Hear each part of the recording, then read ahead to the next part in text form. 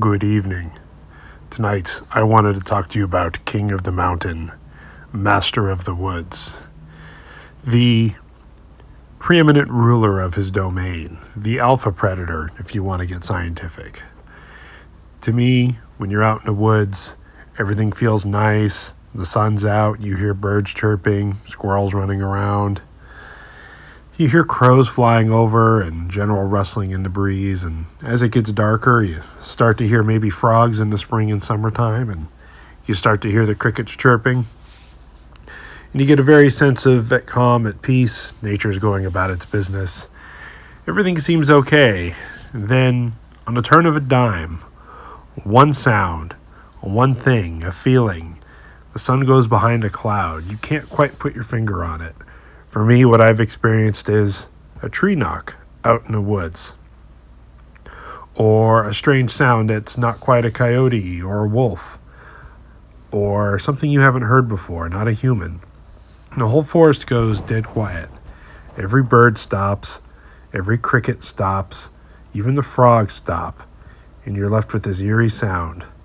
It's happened to me talking on the porch with some friends in the middle of the country, and we've heard a knock out of the middle of nowhere.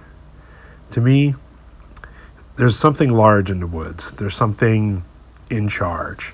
Kind of like, as I was joking with a friend discussing this topic the other day, you're all kind of sitting around maybe in the break room at work or goofing off, and the boss calls and it's, "Hey, everybody, be quiet. The boss is on the phone." Well, there is a woods boss. And some parts of the country, in some areas, it could be a mountain lion. It could be a large black bear.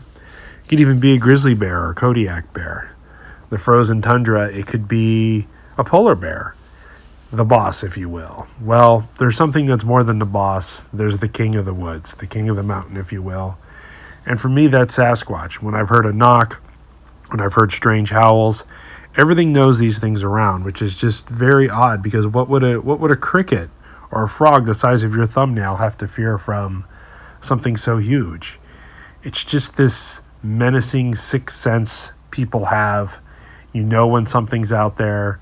You know when you should be on alert, when you know you should be packing up, you know you should be getting out of the trail and getting home. And I've been out with people, and two or three of us have this same feeling, and the other person doesn't get it at all. And or I'll be the only one with it, and everybody else feels fine. And then you start to realize the birds aren't singing and chirping.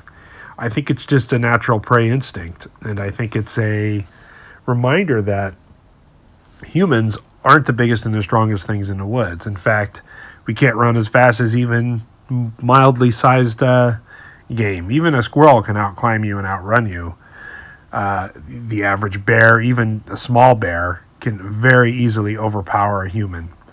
And same thing with a mountain lion, and even a 20-pound bobcat or a 20-pound coyote you wouldn't want to mess with just for teeth, fangs, claws, speed. So when you imagine something 800,000 pounds, upwards of 10, 11 feet tall, with shoulders broader than half your body, you can imagine that they are the boss of the woods. Bears fear them. Mountain lions fear them. Everything goes away from these things. They are the apex predator, if you will. They will... and they can be surprisingly cunning. And even with this sixth sense, they still manage to survive in areas with low water, low protein sources, low food sources. You got to think something that's on par with intelligence of humans, or at the very least a great ape species, or somewhere between us and, like, say, a gorilla or a chimpanzee, and having such massive broad strength and being able to have the ability to be the true master of your environment, the forest ninja, if you will. They have to know every plant, every rock, every tree, every type of berry, every type of source of food and water. They can crack this bush open, they can dig up these roots, they can fish for crawdads, they can plain old fish. You got to think, if there's a way to get sustenance or to sneak up on something or a hunting tactic, these things know it. They know it the same way as you move through your house and go to your refrigerator and answer your phone and watch TV. That's these things out in the woods. And I think something going way back in us strikes that feeling, just like it did in all the other animals that went silent when the king is in the woods. And I think it's very important for everybody to recognize that feeling and not ignore it. If you're confident, you're going somewhere, you're passing through, don't ignore the feeling. Maybe push it aside and continue through. But don't ignore it. Don't ever ignore this feeling. If it's a dark alley at night in the city or you're out in the woods. And just think because you're prepared or you're confident, this is good to be prepared. It's good to be confident. I think it also radiates back a certain level of strength. But just understand that even if you don't believe in Bigfoot, what have you lost being prepared in the woods? There are mountain lions, bears, coyotes, strange humans that live out in the woods, people that you don't want to mess with. So then you add the fact of Sasquatch and some of these other creatures out there. It really pays to be prepared because you're not always the strongest. You're not always the brightest. You might be smarter on a math test, but when it comes to running through the woods and defending yourself, you're probably not smarter than anything else that lives out there. And I've heard stories of even large grizzly bears, especially in Alaska. There's a very famous Bigfoot encounter where a guy was fishing and this large bear came out of the tree lines and he started backing up. Then all of a sudden the grizzly bear looked up, stood up on its hind legs and popped back down and kind of ran off with its tail between its legs. And there it was at the tree line was a huge Sasquatch. The bears have to know what these things are. And I'm sure if times are desperate, Sasquatch wouldn't take it upon itself to kill a bear and eat it. I think these things are wild animals, and I think, or something between a human and an animal, and they'll do whatever it takes to either defend themselves, defend their young, and I think when it comes to size and sheer strength, you can't really beat a Sasquatch. I think I would put the biggest, largest polar bears in the world as immensely strong, powerful as they are, and I'd put it against, I mean, that would be a hell of a tough fight, but I would put it against the largest Sasquatch getting up into maybe the very most outer realm regions of tall, 14 feet. And I have people tell me, no, Bigfoot can't get up to 14 feet tall. It's like, well, if you think they're pretty much double the human height, some of the tallest humans on Earth, basketball players, that kind of stuff, are 6'6", 6'7", in the 7-foot range. You double that, you're in the 14-foot range. And you got to remember, if you take somebody 6 feet tall and make them 12 feet tall, that doesn't double their body weight. It like quadruples their body weight. A 200-pound man at 12 feet isn't 400 pounds. And then when you get into other things that are in the woods, when you get into these dogman creatures. By the way, this was a drawing sent to me by MP Games. He's got a YouTube channel. Check him out. This is absolutely awesome. He sent me a couple other things too, but I'm absolutely in love with his dogman pictures.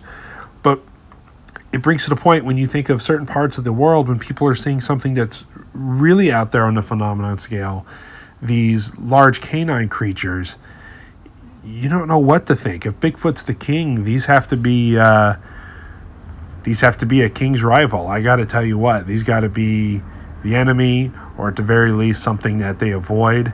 They avoid each other, just like black bears and grizzly bears, wolves and mountain lions avoid each other, or often have confrontations. You got to think that it happens between Bigfoot and Dogman, filling the same apex predator niche, just like it happens with other species.